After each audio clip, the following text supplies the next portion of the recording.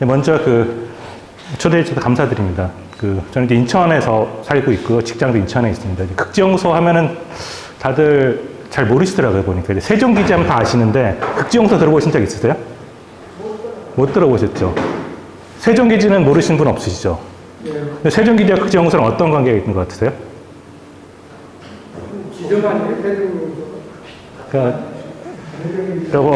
엄밀히 말씀드리면 이제 참 재밌는 경험을 한 게 이제 저도 뭐 하다 보니까 여기 뭐 전화해가지고 뭐 직장에 대해 물어보면 극지연구소도 말할 때가 많이 있죠, 사실 있는데 거의 100%못 알아들으시더라고요. 극지연구소 일단 어디요? 물어본 다음에 극지연구소, 국제연구소요? 그렇게 물어보시더라고요.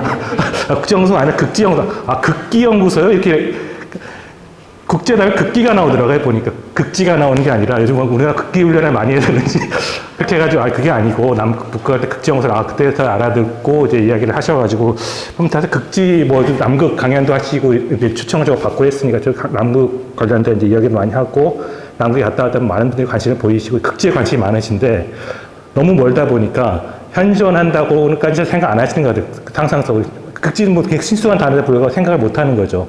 그래서 참 가깝게 있으면서도 멀게 느끼는구나. 뭐 이런 생각을 이제 문득 들었습니다. 제목도 미지의 상 남극 이야기로 해주셨는데, 뭐 사실 꼭 남극만 미지는 아니죠. 이 주변에도 미지가 많이 꼭 남극만 해야 되는 건 아닌데, 좀 남극은 특별한 어떤 좀 그런 게 있는 것 같아요. 일단 이렇게 보면은 이게 남극, 이제 대륙이죠. 대륙인데, 이게 어떤 특성이 있는 것 같으세요? 남극을 보시면. 굉장히 흔한, 아주 잘 찍은 사진이긴 한데. 얼음으로 네, 얼음으로 덮여 있죠. 얼음으로 덮여 있고. 여기는 안 덮여 있고, 여기는 아프리카죠, 아프리카. 이게 마다가스카르고, 이제 남미. 여기 남미가 아니고, 남미, 이게 호주인데, 남극만 이렇게 덮여 있잖아요, 얼음으로. 그리고, 이 특징이, 이제 제가 먼저 답을 말씀드리면, 이 남극만 딱 고립돼 있어요, 이렇게.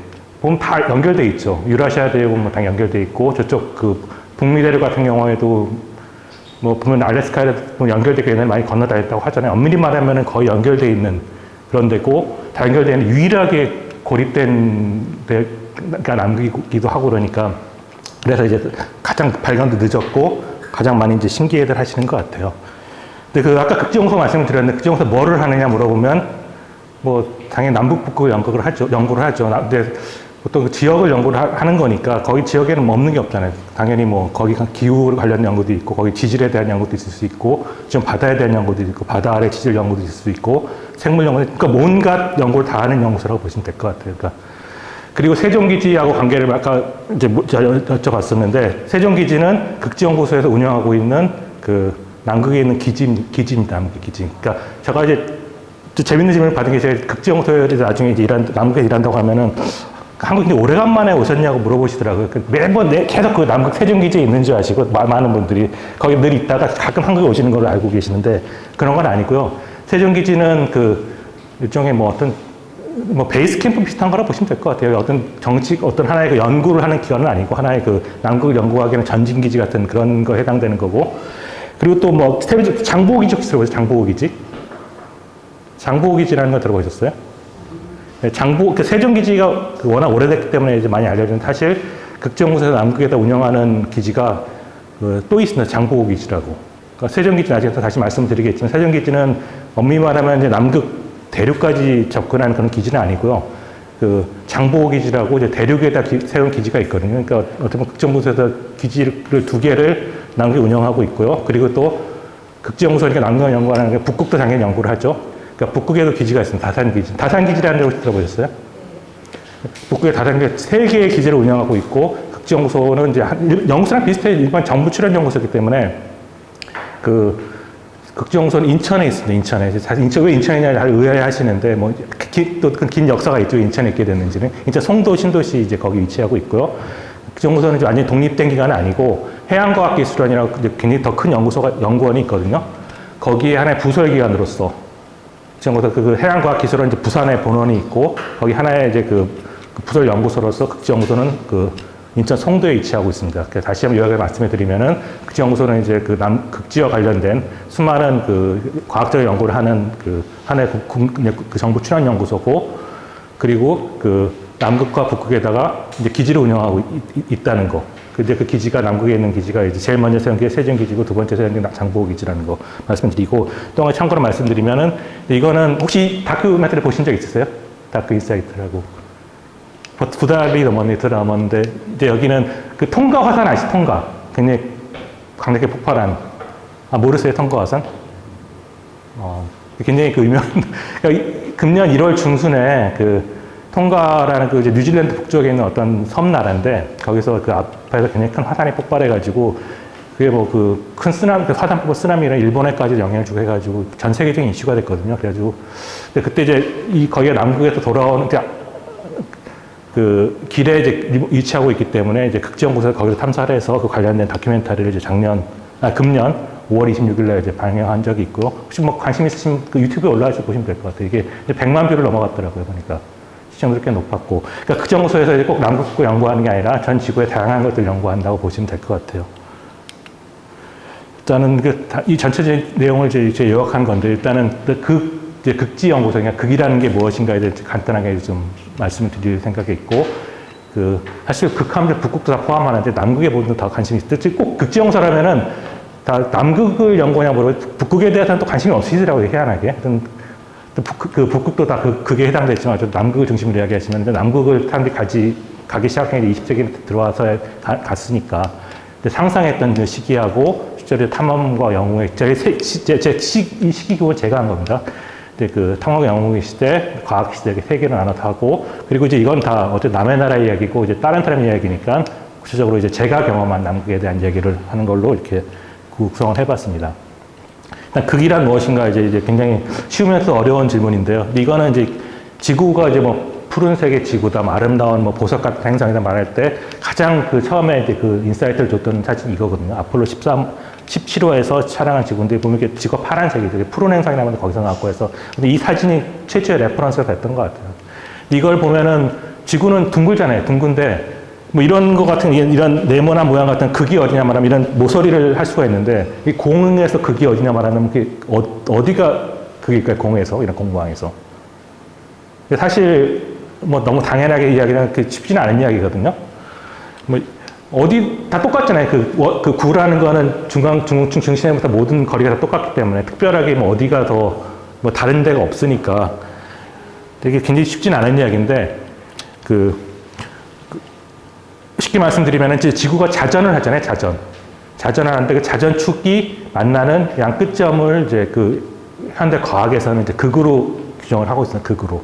그러니까 이제 그 북쪽에서 만나는 통과하는 지점이 북극이고 남에서 통과하는 지점이 남극인데 이제 그 점만을 가리킨 건 아니고 그 주변에 있는 어떤 또 남극과 북극과 약간 영역이 달라요. 다른데 이제 돼 있고 근데 그 축이 이제 보면은 또 완전히 또 이렇게 태양을 중심으로 90도로 되어 있는 게 아니고 약간 23도로 기울어져 있거든요. 그러니까 지구 자전을 중심으로 이제 돼 있다고 보시면 되고 이 극이라는 거는 이제 뭐 익스트림이라는 뜻도 있지만 하나의 기준이라는 뜻도 있잖아요. 여러 가지 기준이 되거든요, 이게. 시간 같은 경우 이제 우리는 우리 한국의 서울의 시간을 쓰고 있지만 사실 동경이 다르고 동경은 같죠. 베이징이 다르고 뭐 런던이 다르고 뉴욕이 다르잖아요. 다 시간이 다른데 그러니까 어떤 자기 생활 패턴에 맞는 시간을 쓰잖아요. 근데 이 극이라는 곳은 그런 시간이 없는 곳이에요, 어떻게 보면. 시간이 소멸된 곳, 그런 우리가 생각하는 어느 시간을 써도 되고, 뉴욕 시간을 써도 되고, 서울 시간을 써도 되고, 그럼 거기를 기준으로 해가지고 시간이 다 구분되게 되기 때문에. 네, 그런 차이가 있고요.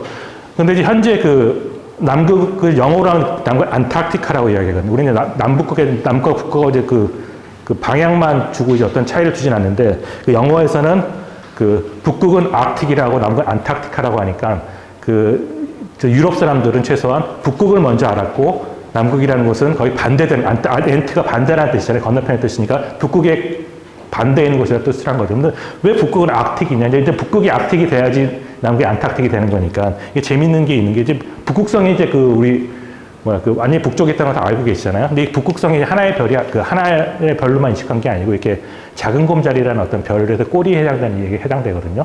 근데 옛날 그리스어로 작은 곰이 아크티코스라는 거였다 하더라고요. 그러니까 이제 북극에 위치하는 이 별자리를 따가지고 곰에서 온 거죠, 곰. 그러니까 아크틱이라는 이제 북극은 곰이라는 동물이 이제 거의 묘하게 우리나라 이쪽 한자 문학과 같은 극이라는 말 쓰고 있는 극이라는 말 쓰지 않고 그 별자리, 그러니까 그 곰이 상징하게 된 거죠. 그러니까 그 곰이 있는 곳이 돼버린 건데, 우연히 X 모를 때 북극에 곰이 있죠, 곰이. 북극 곰이 있잖아요. 근데 지금 남극에도 곰이 있을까요, 남극에도?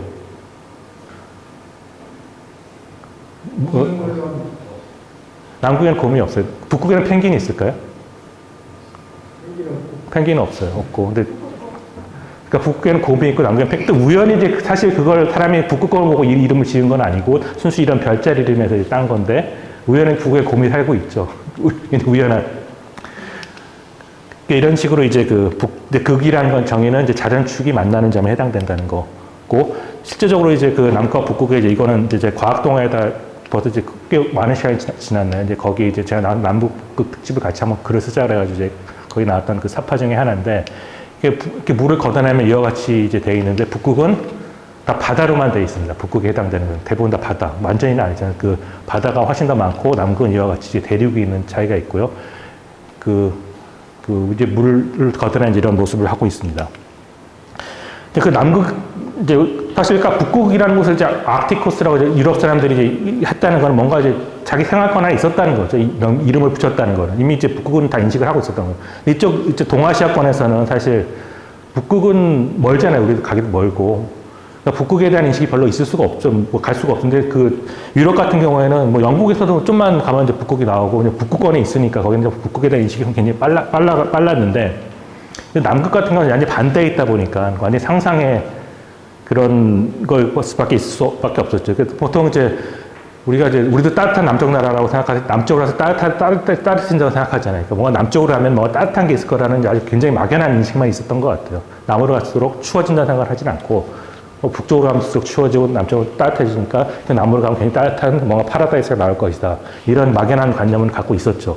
근데 그건 이제 다 관념이고 가보지 않고서 이제 이런 걸 하는 게 굉장히 어려운 건데 이게 사실 그거에 그 남극까지 접근해 첫 물꼬를 튼 사람이 어떻게 보면 이제 콜럼버스라고 볼 수 있을 거예요. 콜럼버스한테 뭐 그 미대륙을 발견한 사람이 유명하긴 하지만 이 사람이 그 대륙을 발견했다는 것도 이제 발견은 유럽 사람들의 관점이긴 하지만 뭐 그것도 중요하지만 사실은 이 사람이 뭔가 실천을 했다는 게 더 중요하다고 생각을 하거든요.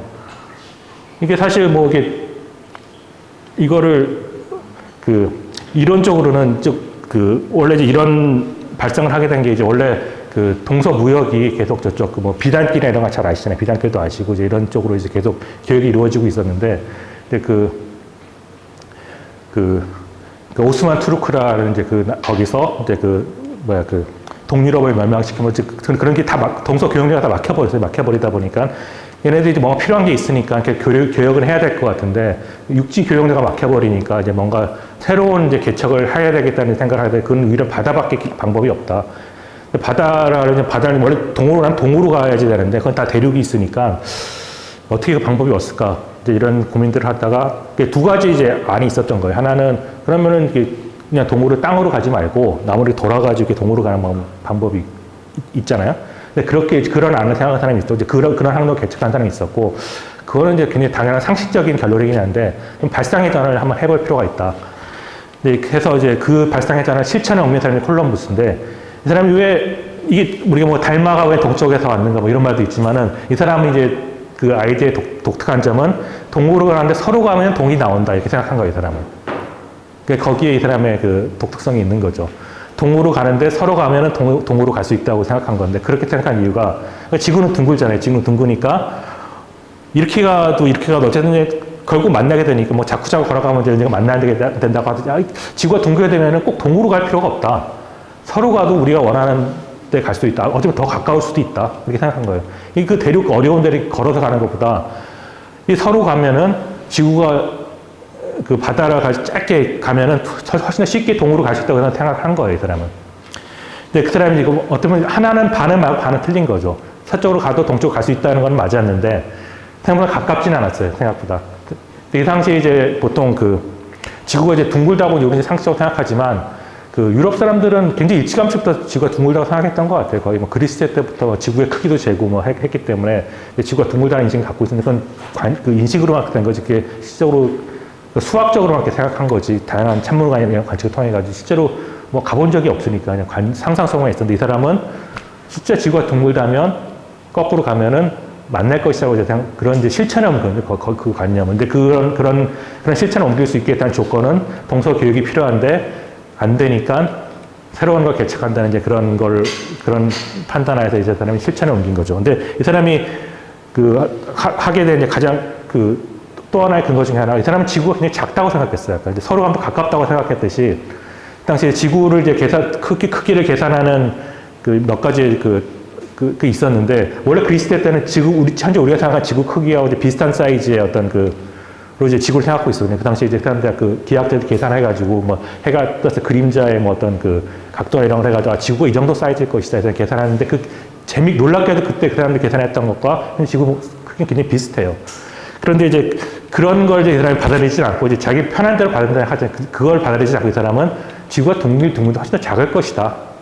근데 그 사람들이 실제적으로 뭐 동으로 갔던 어떤 탐험가라든지 이런 사람들의 어떤 경험을 모아가지고 지구가 작으니까 내 계산에 따르면은 서로랑 더 가깝다고 이 사람은 생각을 한 거죠. 그러니까 따른 거죠. 지금 현재 진짜 지구 모습 크기를 이 사람이 알아가면 안 갔을 거예요. 너무 멀어가지고.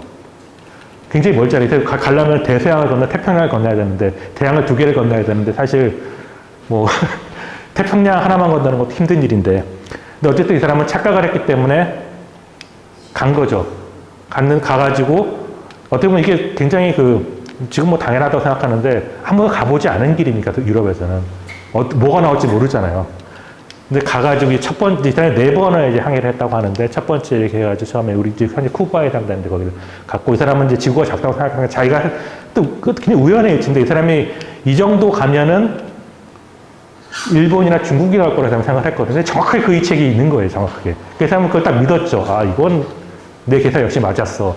여기는 아마 뭐 일본이나 뭐 중국에 해당될 것이다. 이렇게 이제 생각을 해가지고 그 신념 끝까지 갖고 있었죠. 그래서 4번의 탐사를 통해가지고 이제 여기 이걸 발견했는데 이제 이 사람이 죽을 때까지 여기가 신대륙을 몰랐다는 이제 그건 다 알고 계실 거예요. 근데 나중에 이제 아메리고 베스푸치라는 사람이 여기가 이제 측량에 따르면 중국이랑 인도일 수가 없고 신대륙이라는 걸 해서 이제 콜럼버스가 처음에 가긴 했지만 아메리고 베스푸치 이름이 남았죠. 거기다가 사람들이 그것도 논쟁이 많은 시대 중에 하나예요.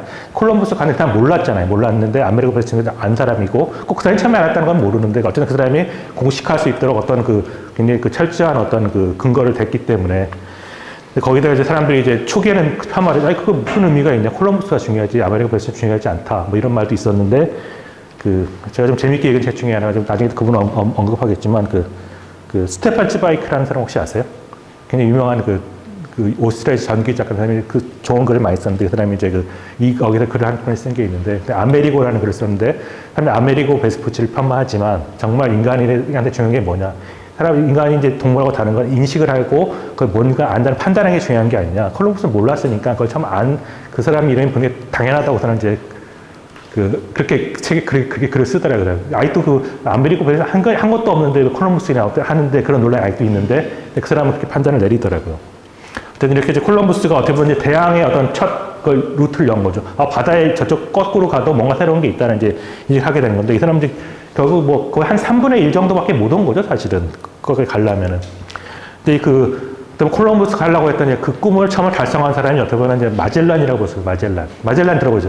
세계 최초로 지구를 한 바퀴 돌았다는 사람인데 콜럼버스가 1492년에 이제 처음 이제 했는데 이 사람이 1519년이니까 불과 한 뭐 30년 후에 이제 이 사람이 시도를 한 건데 그러니까 이제 거의 신대륙을 알았는데 원래 이제 콜럼버스의 미션은 미대륙을 발견한 게 아니었잖아요. 저쪽 중국이나 중국을 가는 거였잖아요. 인도를 가도 중국을 가고 그런 거였었잖아요. 그러니까 그 미션을 완성해야 된다. 해가지고 이제 그걸 처음 시도한 사람이 이제 마젤란이었던 거죠. 이 사람은 원래는 이제 포르투갈 사람인데, 그러니까 콜럼버스도 원래 이탈리아 사람이라는 거 알지? 이탈리아 사람. 스페인의 지원을 받아 갔듯이 이 사람들은 포르투갈 사람인데 포르투갈에서 지원을 받지 못하고 스페인의 지원을 받아가지고 이제 출발하게 됐는데, 근데 사실 포르투갈에서 이제 지원하지 않은 이유는 굉장히 명백했어요. 아까 이제 두 개의 길을 찾았다고 했잖아요. 하나는 콜럼버스까지 서로 가는 그런 방법이 있었고, 굉장히 무모한 길이었고, 하나는 포르투갈 같이 진짜 동으로 가야지, 당연히. 동으로 가는 길을 찾았던 게 이제 포르투갈인데, 포르투갈은 그걸 이미 다 찾아놨던 거예요. 굳이 이렇게 갈 필요가 없다. 알지도 못하는 길 왜 가느냐. 우리는 길 다 알고 있으니까 마젤란을 이제 서포트를 안 했던 거죠. 근데 스페인은 이미 늦었었기 때문에 그 길에 이제 포르투갈이 독점하고 있으니까 새로운 항로를 할 필요가 있었고, 포르투갈 사람이지만 그래서 마젤란을 서포트를 하게 된 거죠. 제가 포르투갈에 간 적이 있는데, 거기 가가지고 보니까, 아까 나무로 돌아서 가는 이제 그런 항로를 개발한 사람이 바스코 다가마라는 사람인데, 바스코 다가마가 굉장히 영국시대에 포르투갈에 가니까. 근데 마젤란에서 언급도 없어요. 그래가지고, 왜 그런가 하면, 그건 당연한 거지. 자기 기준에 배신자에 해당되는 거니까. 어떤 이제 우리는 이제 포르투갈 인정을 하지만, 포르투갈은 별로 그렇게 평판이 좋지가 않더라고요. 마젤란에 대해서. 어쨌든 이 사람이 콜럼버스 일로 와가지고 이제 여기서 멈춰가지고 이제 사람들이 이제 하면서 이쪽으로 이제 상륙하기 시작했고, 콜럼버스까지 얼마 후에 이쪽이 파나마라고 현재 있는 이 지역에서 발보아라는 사람이 처음으로 이걸 건너가서 태평양을 유럽 사람으로서 처음으로 봤다는 기록이 있으니까 이제 뭔가 여기 또 큰 바다가 또 하나 있다고 생각한 거죠. 이제 그걸 알았는데 여기서 어떻게 넘어갈 것이냐, 이제 이거에 대한 문제가 있었던 거죠. 여기도 다 막혀 있고, 다 막혀 있는데 이 사람은 뭔가 이렇게 가다 보면은 이쪽 남미 쪽에 이쯤에서 뭔가 이제 길이 있을 거라고 생각한 거예요, 마젤란은. 가가지고 이렇게 돌아서 가면 된다고 생각했던 건데, 가드가도 안 나고 여기 이제 일로 이게 간 기록이 있죠. 이제 여기 라플라타 강이라는 강이, 라플라타 강이 굉장히 큰 강인데, 남미에서.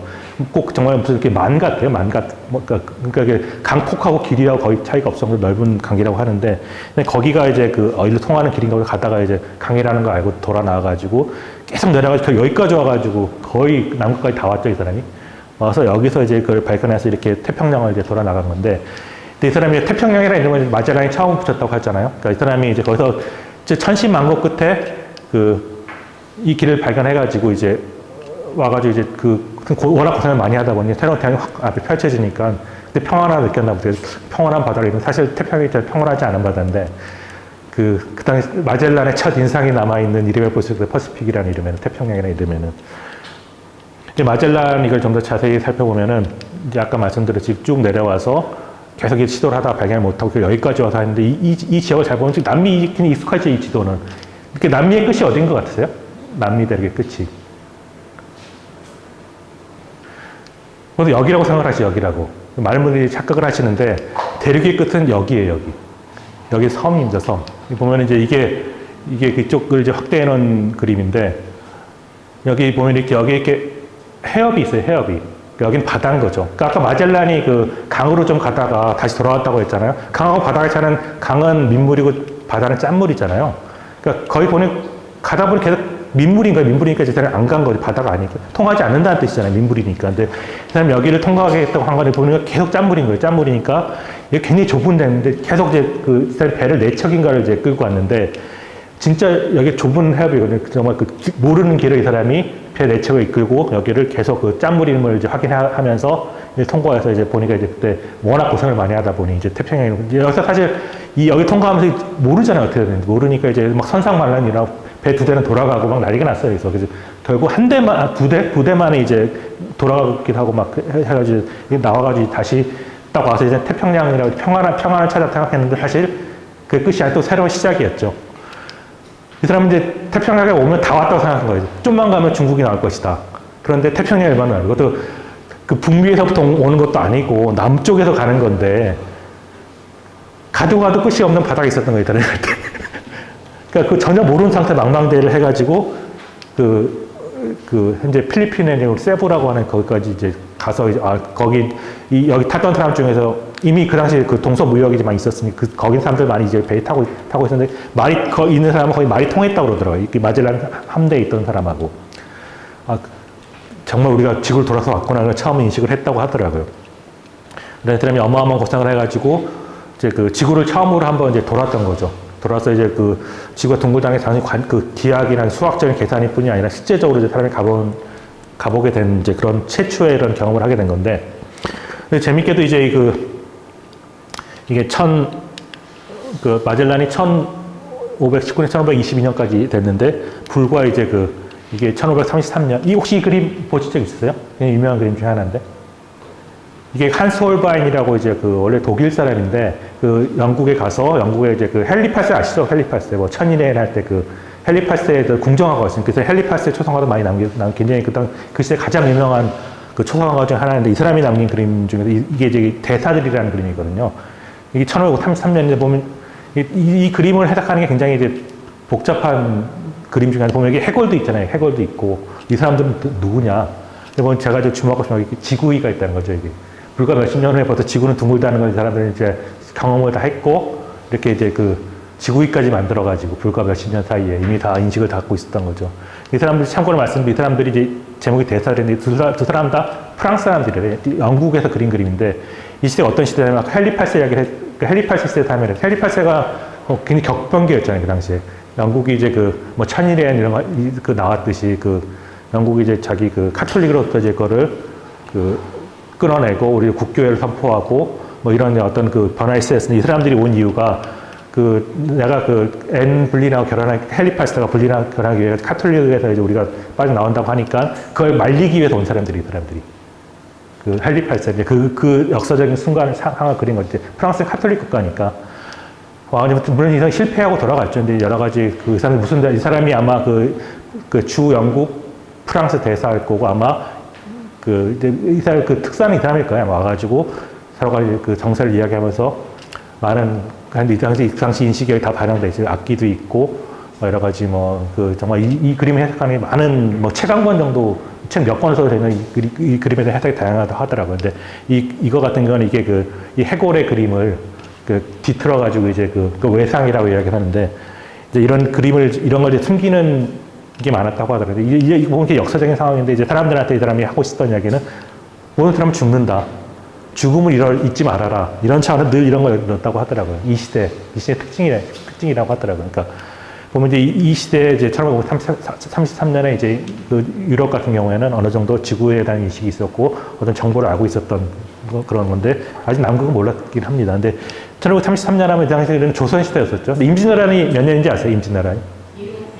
1592년에 불과 한 60년 후에 이제 일어나는 건데 사실 일본이 조선을 쳐들어온 것도 이 사건이랑 무관하다 볼 수가 없죠. 일본 같은 경우는 이미 사회 교류를 하면서 정보를 알고 있었고 포르투갈의 통을 받아가 포르투갈이 이미 교육을 많이 했다고 하니까 이제 어떤 세계적인 흐름의 편성이 있었던 거고 조선은 아무것도 모르고 있었던 거죠. 중국이라는 중국의 어떤 시스템에 갇혀가지고 그냥 모르는 상태에서 그냥 당해버리고 이미 세계는 이미 변하고 있었는데 그런 상황이라고 보시면 될 것 같습니다.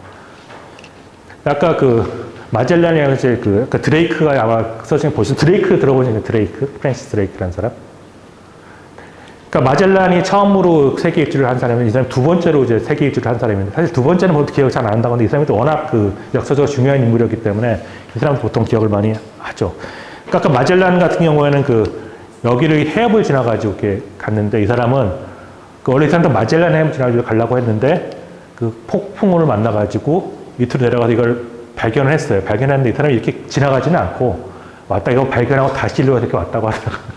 일단 이미 발견해가지고 이 사람은 이제 드레이크이라고 붙였고 나중에 지나가는 사람들은 이제 네덜란드 선원들이 이제 지나갔다 왔는데 이게 드레이크의 어떤 사진 중에 하나인데 이게 세계에서 가장 거친 바다예요. 가장 거친 바다.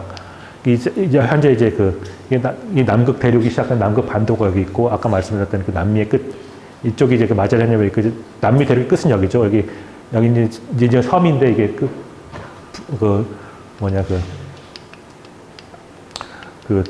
갑자기 이름을 잊어먹었는데 어쨌든 불의 섬이라는 이름이 붙어 있는 이 섬이고 이제 여긴 대부분 아르헨티나예요. 우슈아이라는 도시가 있고 푼타라는 도시가 있는데 여기서 배로 가면 3일 정도 떨어져 있는 굉장히 긴 넓은 해협인 거죠. 발견했는데 이 사람이 이제 일로 왔다 지나가지는 않고 다시 마젤란 경로를 통해 가지고 왔는데 이 드레이크라는 사람이 또 재밌는 게 마젤란 같은 경우는 이제 포르투갈에서 스페인의 지원을 받아가지고 이제 이걸 했다고 했잖아요. 사실 이제 이 이후로 이제 재밌게도 세계 일주를 한 다음에 패권이 포르투갈 스페인으로 넘어갔어요. 세계 일주가 단순히 하나의 일주가 아니라 이런 새로운 항로를 개척한 것이 어떤 역사적인 변화를 일으켰던 거죠. 그러니까 마젤란이 그걸 지나감으로써 포르투갈은 자기의 어떤 정통적인 루트를 안주한 포르투갈을 그 독점권을 깨고 이제 세계를 어떤 하나의 전 지구적인 차원에서 한 게 이제 스페인으로 바뀌었고 이 드레이크라는 사람이 두 번째 이걸 함으로써 스페인에서 영국으로 바뀌었어요. 패권이 아까 말씀 처음에 마젤란이 한 몇십 년 후에 이제 아까 영국의 상황을 헨리 8세 시대였었으니까 드레이크는 엘리자베스 여왕 시대의 사람이고, 그러니까 그 딸의 시대의 사람인 거죠. 칼리파스의 딸의 시대의 사람인 건데, 이 사람은 뭐 재밌게도 마젤란은 어떻게 보면 그 사람은 뭐 어떤 뭐 항해사고, 항해 가고 뭐 여러 가지 뭐 그 바다의 어떤 그런 뭐 진짜 무역이나 이런 거 종사하는 사람인데, 이 드레이크는 해적이었어, 해적. 뭐 캐리비안의 해적이나 할 때 거기는 그런 해적이에요, 이 사람은. 완전 해적이고 뭐 해적이 탁월한 해적이었던 거죠. 그러니까 뭐 전략도 뛰어나고 뭔가 그 항해술로 뛰어나고 통솔력으로 뛰어나고 이제 이런 사람이었는데, 이 당시 이제 스페인으로 이제 그 무역권이 넘어갔다고 했잖아요. 그러니까 스페인이 돈이 엄청 많았다고. 남미에서 엄청난 금을 가져다가 그 은이나 금을 가져다가 중국에 가져가서 중국에서 중국에 뭐 차라 뭐 값진 물건을 팔아가지고 그런 무역을 통해 많은 그 이익을 보고 있으니까 굉장히 그 금이나 이런 걸 실은 그 스페인의 배가 엄청 많다 보니 그 배를 사실 그 해적이랑이 나오는데 그 배를 노린 해적들이었던 거예요. 드레이크도 거의 유명한 해적들 하나였던 거죠. 근데 이 사람이 이렇게 와가지고 여기 있는 그 스페인의 어떤 그 배를 하나 노력질 해가지고 그래서 금을 다 뺏어가지고 엄청난 금을 이제 노획한 다음에, 그러니까 여기서 한 건 아니고 위로 올라가가지고 이제 가서 한 다음에 다시 태평양을 넘어가지고 영국으로 돌아온 거예요. 영국으로 돌아왔는데 당연히 스페인에서 난리가 났죠. 이 사람이 그 스페인 엄청난 재산을 사람이 해적을 해갔으니까. 근데 당시 스페인이 강국이 영국은 아직 약소국이었는데 당시 그 왕이 엘리자베스 왕이었는데 그 드레이크를 당장 우리나라 보내라. 그 중주에는 보내라고 하니까 이제 엘리자베스가 거절한 이유가 이 사람이 워낙 많은 금을 가져갔기 때문에 그 당시 영국의 그 왕실의 그 재정의 몇 배에 해당되는 금이었다고 하더라고요. 그 드레이크가 그러니까 스페인하고 영국의 경제 규모가 이렇게 해적이 훔쳐간 그 금의 양이 그 당시 영국의 재정을 훨씬 더 넘어갈 정도였으니까 이제 그거를 내줄 수도 없었던 거예요. 워낙 그 이익이 크다 보니까 이제 거절을 하고 그 전쟁이 일어나게 되죠. 전쟁이 일어나서 그 스페인의 무적 함대를 뭐 그것도 수많은 이야기가 있지만 어쨌든 이 드레이크의 어떤 그 해적질이 이제 하고 이렇게 지구를 한 바퀴 돌게 된 어떤 그걸 계기로 해서 엘리자베스 시대 때 이제 스페인을 꺾고 패권이 영국으로 넘어가게 되는, 그러니까 세계 일주가 그 세계의 어떤 패권의 변화의 어떤 상위 신호탄이 되어야 된다는 이제 그런 그 재밌는 것들이 있습니다. 그러니까 제가 잠깐 그 한국 그 조선의 상황을 말씀드렸었는데 이게 1402년도의 지도거든요. 그럼 조선 건국 초기에 만든 이 지도 보면 굉장히 훌륭하지 않나요? 이 지도 보면 현대 봐도. 이건 지금 그 1402년이면은 뭐 아마 이 당시에 이렇게 훌륭한 지도가 유럽에 없었을 거예요, 아마. 사실 보면 이렇게 중국이 이렇게 있고 굉장히 우리는 크게 그려놨죠. 조선은. 일본은 작게 그리고. 이 지도의 특징이 뭔 것 같으세요, 그런데? 뭐, 당연히 미대륙은 없고, 유럽도, 그 인도는 있죠, 여기에. 인도는 당시에 뭐 불교나 이런 데 교류가 있었으니까. 근데 유럽도 아주 작게 그려져 있고, 유럽을 몰랐던 건 아니고, 있는 상황이었는데, 이게 특징은, 이게 네모나타는 거예요. 네모나타는 거예요. 그러니까 지구는 둥근데, 이 당시는 그러니까 유럽 사람들이 지구가 네모나니까 서쪽으로 가면 이게 바다에 떨어질 거라는 그런 위험 부담을 감수하고 콜럼버스 갔다고 생각을 하는데 그런 건 아니에요. 유럽은 원래부터 그렇게 생각하는 많지 않았어요. 뭐 물론 있긴 있었겠지만, 근데 이쪽 그 동아시아 세계 사람들이야말로 땅은 네모나타라고 쓰잖아요. 그러니까 천원지방이라고 하더라고요. 천원지방. 하늘은 둥글고 땅은 네모나타. 근데 이게 정확하게 그냥 말이 아니라 실제로 이렇게 땅이 네모나타한 거예요. 그러니까 중국이 중국인 이유가 이렇게 네모난 데는 어떤 그 방향성이 있어요. 어쩔 수 없이 중국은 중앙에 있는 거예요. 이 조선은 여기 있는데, 우리가 암만 이 조선 우리가 그 똑똑하고 해도 지리적으로 어쩔 수 없이 뭐 이건 어쩔 수 없는 거 아니냐 이렇게 생각을 한 거죠. 그렇지만 그래도 우리도 위대해. 그러면서 크게 그린 거죠, 이렇게. 일본은 뭐 얘네들은 뭐 찌끄러기에 해당되는 어떤 이런 굉장히 그 사각 네모의 세계관이 있다 보니까 중국이라는 이름이 이제 거기서 나온 거고, 중국은 우린 자연적 우리는 중앙에 있는 나라니까 우리가 다 중심에서 그런 인식을 갖게 되는 거고, 사실 그 지구의 중심이 없잖아요. 그 글을 할 수 있는 중심이 어디 있어요? 없잖아요. 근데 그런 인식을 갖고 있었던 건데 이제 깨지기 시작한 게 이제 18세기 때나 와서야지 그 처음으로 지구가 둥글다는 인식을 이제 조선인의 그 유학자들이 알게 됐어요. 근데 그게 우리는 그 유럽에서 아마 그 지구가 뭐 돈다 이거 가지고 갈릴레이가 뭐 그 그 재판정에서 뭐 거기서 지구가 돈다는 말을 이제 부정했다가 나오면서 지구 돈다는 말을 뭐 했다고 하잖아요. 하면서 이제 거기서 이제 지구가 움직이고 돈다, 그러니까 태양 중심설, 그러니까 태양이 중간에 있고 지구가 돈다는 게 굉장히 그 당시 정치 질서를 이제 그걸 막 그 흔드는 이제 그런 인식이라고 생각했다면은 그거는 별로 중요하지 않잖아요. 조선에서는 최소한. 그거는 뭐 태양이 지구를 돌든 지구가 태양을 돌든 그게 뭐 중요하냐. 원래 얘네들 동양에서는 이제 계속 뭔가 이제 고정된 움직이는 세계관을 갖고 있다 보니까 그건 뭐 관계가 없는데 지구가 둥글다는 게 굉장히 큰 충격을 줬다고 하더라고요. 아니, 우리 당연히 중국은 중앙에 있고 우리는 변방이었는데 이 지구가 둥글면은 왜 중국이 가운데가 아니고 우리가 왜 변방이냐 이런 인식을 명확하게 그 글로 표현을 하더라고요. 홍대영이라는 사람이. 지구 중심이 없다. 그러면은 이게 오랑캐 뭐 그런 구별이 무슨 의미가 있느냐. 그래서 이제 그 지구가 둥글다는 인식에 이제 큰 충격을 이제 그때부터 그게 더 큰 충격이었던 거죠. 그래서 참고로 말씀드린 이런 지도가 완성됐던 것들이 이제 현재 이 이후에 이제 아까 그 오스만 투르크가 이제 그 대륙 쪽을 막으면서 바닷길을 개척했다는데 이 당시 이제 사실 대륙을 누볐던 거는 뭐 기마민족이라고 하잖아요. 이쪽 다 막혀 있다 보니까 뭐 여러 가지 뭐 사막 있고 뭐 고원 있고 하다 보니까 이쪽 중국에서 바로 서로 가려면은 그 여러 가지로 그 제약이 많았는데 저쪽 북쪽으로 넘어가면은 초원이 쫙 펼쳐져 있잖아요. 뭐 몽골 초원도 있고 하다 보면 그쪽은 완벽히 평지거든요. 뭐 아마 많이 가볼 수도 있을 것 같아요. 완전 평지잖아요. 평지니까 거기는 유라시아를 완전히 거쳐가니까 마치 바다같이 말을 타는 그런 민족들이 동서로 왔다 갔다 하면서 이제 그걸 하고 이제 몽골 제국이 탄생을 하게 된 건데, 근데 그 당시 이제 고려 때 이 원나라가 이제 망한 직후다 보니까 그 원나라 때는 이미 그 몽골족들이 그 사람들은 이런 세계 인식 갖고 있다 보니까 이렇게 굉장히 어느 정확한 인식을 이제 갖고 있었고 이제 그걸 잘 알고 있다 보니 고려 때 몽골하고 교류가 많았잖아요. 네, 그런 일을 정확한 시대로 그릴 수 있었던 거라고 보시면 될 것 같아요. 어쨌든 그 콜럼버스가 처음으로 이제 그 항해의 길을 열었고 마젤란이 이제 처음에 이제 그걸 열었고 그 드레이크라는 사람이 그 마젤란 해협보다 더 아래쪽에 이제 큰 대양이 있다는 걸 이제 파악을 했는데 그 이후로 이제 더 남쪽에 뭐가 있을까 당연히 궁금하겠죠. 근데 그걸 처음으로 이제 그 임무를 갖고 이제 그걸 했던 사람이 제임스 쿡이라는 사람이거든요. 이제 제임스 쿡이 초록색 라인이라는 제임스 쿡이 했던 이제 그 항로를 말하는 건데 1772년 14년까지 돌았다고 돼 있잖아요. 이 사람들이 세계 일주를 했어요. 이 사람은 제가 볼 때는 세계 일주를 몇 번 한 것 같은데, 그러니까 이 사람이 이제 그 어떻게 보면은 지구에 대해 가장 정확한 해도를 만든 최초의 사람이에요. 이 사람이 이제 태평양을 막 그 이미 이제 18세기잖아요. 18세기에 막 누비고 다니면서 지금 우리가 알고 있는 태평양의 전체 모습을 이 사람이 다 완성을 했어요. 거의 다.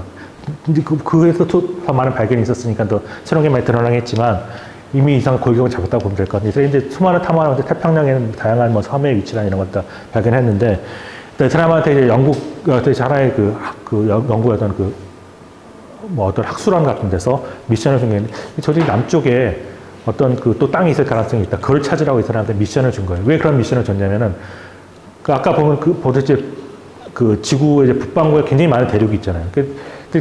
그걸 다니다 보니까 남반구에는 계속 바다는 많은데 충분한 대륙이 발견되지 않은 거야, 여기까지도. 그러니까 남북 꼭 북반구에만 대륙이 많은 이유가 없지 않냐. 남반구에 대륙이 굉장히 많을 것 같다. 그러니까 그걸 찾으라. 그건 아마 미대륙을 발견해가지고 거기서 나오는 어떤 그 이익을 훨씬 더 상회하는 뭔가 새로운 발견이 될 것 같아요. 우리 연구를 처음 발견하자. 이런 걸 생각한 거고, 아까 말씀드린 남쪽으로 갈수록 따뜻할 거라는 인식이 있다 보니까, 진짜 거기 남쪽에 있는 거니까 훨씬 따뜻한 정말 어떤 비옥한 엄청난 그 대륙을 발견할 수 있다는 그런 미션 하에서 이 사람은 계속 나무로 내려가라고 이야기를 한 거예요. 그다음에 계속 나무로 내려갔죠. 여기 어디냐. 이쪽으로 와가지고, 나무로 내려가서 계속 접근을 시도를 하는데 워낙 해양이 안 좋고 막 얼음 덮여 있다 보니 계속 접근하다가도 결국은 이 뉴질랜드도 사람이 발견했거든요. 그 남섬 나눠질 때. 그러니까 사람 계속 이런 거 다 보긴 봤는데 이게 그 대륙이라고 하기엔 규모가 작다는 걸 알게 돼가지고 결국 이렇게 돌아가셔야 했는데 결국은 못 가고 그냥 돌아와가지고 아쉽게도 적어도 이 남이 어디까지는 큰 대륙은 없다는 걸 이 사람이 보고를 해요. 보고를 했는데 이 사람이 그 대신 이쪽 굉장히 남빙양에 해당되는 이걸 그다음에 누비고 다니면서 굉장히 많은 해산물과 굉장히 자원이 풍부하다는 레포트를 했었죠. 근데 그 이후로 이게 이제 18세기 말인데 19세기에 이제 엄청난 포경선의 시대가 온 거예요. 모비딕 아시죠? 모비딕 소설.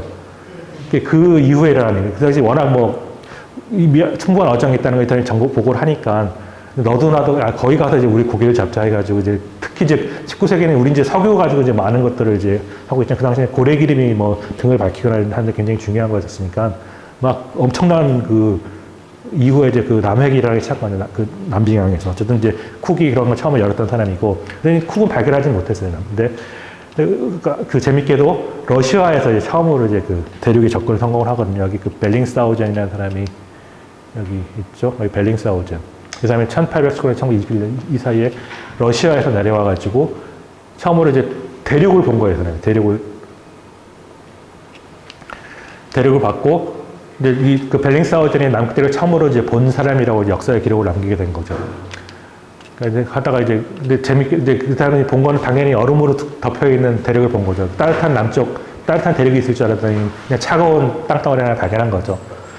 한 다음에 수많은 시도들이 계속 있었어요. 그래서 그 일은 뭐 프랑스의 디몽 드르비라는 사람도 이제 그 대륙에 내리는 시도를 하고, 근데 다 내리지 못했어요. 하다 보니까. 수많은 시도가 있었는데, 결국 남극 대륙에 처음으로 상륙을 한 거는 남극 대륙을 이제 바다에 본 거는 19세기 초반 정도였는데, 거의 100년이나 지나서야 이제 처음에 상륙을 할 수가 있고, 워낙 뭐 무슨 항구가 있는 것도 아니고, 막 어디 내릴지 모르니까 주변에서 계속 배가 왔다 갔다 하면서 관찰을 하겠는데, 내린 적은 거의 없었는데, 첫 상륙을 시도한 게 이제 영국에서 이제, 우리가 19세기 초반, 20세기 초반에 영국의 대제국이, 지금 현재 미국만은 아니겠지만, 미국의 버금가는 정도 위상을 갖고 있는 나라였죠. 그러니까 지금 뭐 미국에 자기들이 제일 먼저 뭐 달에다 그걸 보내야 돼. 뭐든지 자기가 이제 전 지구에 대한 어떤 패권을 갖고 있으니까 뭐 그런 걸 해야 된다고 했듯이, 영국도 이 당시에 이제 마치 달에 보내는 그런 비슷한 심정으로 남극 대륙의 그 상륙과 그 남극점의 정복은 당연히 영국이 해야 된다. 이런 차원에서 지원을 한 것, 그런 여유가 있었으니까. 그래서 이 사람이 이제 스캇이라는 사람이었는데, 로버트 패건, 이제 영국의 어떤 군인이었어요, 군인. 뭐 스캇이라는 건 스코틀라는 사람이었겠죠. 나중에 뭐 대영적에 해당되는 사람이니까, 이제 사람하고, 이제 세클턴도 같은 원래 팀이었어요. 같은 팀이었는데, 아까 이사님께서 이제 3번 갔다고 했는데, 처음에는 두 사람이 같이 갔었어요. 같이 갔고, 두 번째는 이 사람이 이제 이 사람이 대장할 때 이 사람이 갔다가 와서 이 사람이 또 새로 팀을 꾸려가지고 가서, 이 스컵보다 더 남극점 가까이 간 그런 걸 한다는 두 사람, 사실 역사의 라이벌은 보통 이제 아문젠이나 스컷이나 이렇게 라이벌 이야기하지만, 실제로 이 두 사람의 의식 속에서 라이벌은 이 사람이었던 거예요. 두 사람. 둘 다 영국 사람이고 하니까. 그래서 이제 그건 이제 잘 알려지지 않은 사실이고, 이 스캇이라는 사람이 어떤 영국에서 어떤 미션을 띈 어떤 영국 대영제국의 어떤 위용을 드러내야 되는, 남극이 처음 정보에 대한 그런 엄청난 무게감을 갖고 있던 사람이었었고, 그러니까 당연히 이제 엄청난 팀을 꾸려가지고 갔죠. 가지고 이제 이 사람은 여기부터 내려서 쭉 이렇게 가서 이런 계획을 갖고 있었고, 이제 이 사람은 당연히 어느 나라든지 간에 영국은 당연히 먼저 남극을 갈 것이다. 이런 생각을 하고 있었는데, 근데 어떤 분이 허를 찌는 사람이 아문젠이었던 것 같아요. 근데 아문젠이 어느 나라인지 아세요? 아문젠이 어느 나라인지 아세요? 아문젠 노르웨이 사람, 노르웨이 사람. 아문젠은. 그러니까 북극권에 있었던 사람이었던 거죠. 그러니까 모래 북극에 가깝잖아요. 북극권에 많은 땅도 있고. 근데 영국하고 노르웨이 차이는, 노르웨이는 뭐 유럽이라는 게 이제 국가라는 게 되기 전에 뭐 계속 봉건 시대였었으니까, 노르웨이가 이제 국가로서 살아야 된 거는 이제 거의 뭐 19세기 뭐 중이나 돼야지 이제 되는 거, 그냥 신생국가였던 거죠. 영국은 정말 노회한 제국이었던 거고. 영국 같은 경우는 그 제국의 어떤 그런 시스템을 가지고 이제 접근했던 거고, 이 사람은 신생국가의 어떤 탐험가다 보니까 그런 제약이 없던 사람이니까 뭔가 이제 길이 달랐던 거죠. 처음에 조건이 달랐던 거예요. 그러니까 스캇은 뭔가 지켜야 될 정도가 있는 거예요. 어떤 군인의 어떤 그게 있잖아요. 그 정도, 규칙을 따라야 되고, 어떤 전공으로 해가지고 이걸 해야 되는 거고, 어떤 편법 같은 걸 용납하지 않았던 거죠.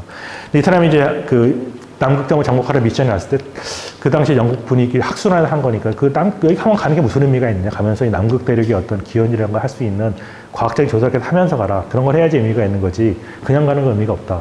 이제 그 다음에 이제 엄청난 과학적 연구 프로젝트도 같이 갖고 갔던 거예요. 그리고 그 당시에 사실 영국이 이제 북극에 가깝고, 북극에서 많은 경험이 있었거든요. 북극에서 어떤 썼던 방식들을 그대로 영국 전통을 답습하면서 남극 그대로 적응하면서, 예를 들어가지고 썰매를 이제 끄는 건, 이제 사람이 끄는 건, 이제 북극에서부터 이제 그런 시도가 있습니다. 프랑켄슈타인 소설 아시죠?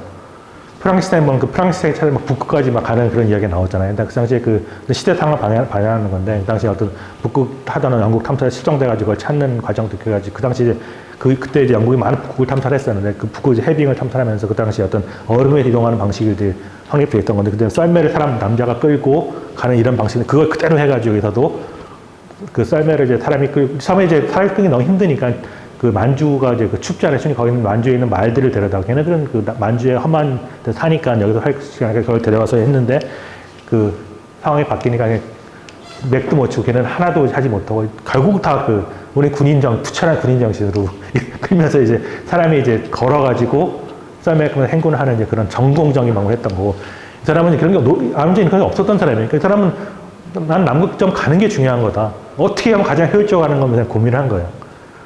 무슨 걸어가든 뛰어가든 차를 타고 가든 가장 좋은 길이 뭐냐 생각했어요. 이 사람은 당연히 가장 짧은 거리를 선택하겠죠. 얘는 스캇은 좀 더 원래 갔던 길, 전통. 우리가 처음부터 여기서 시도했던 거니까 이 길을 계속 가야 되는 거고, 문제는 찾아서 제일 가까운 길이 어디냐. 더 가까운 길을 찾았던 거고, 이동할 때, 뭐를 타고 가는 게 제일 좋을 것 같은데, 당시에 그 개에 대한 정보, 개가 영하 몇십 도에서도 잘 견뎌 알아가지고 개를 데리고 갑니다. 개를 데려가 개한테 썰매를 끌게 있죠.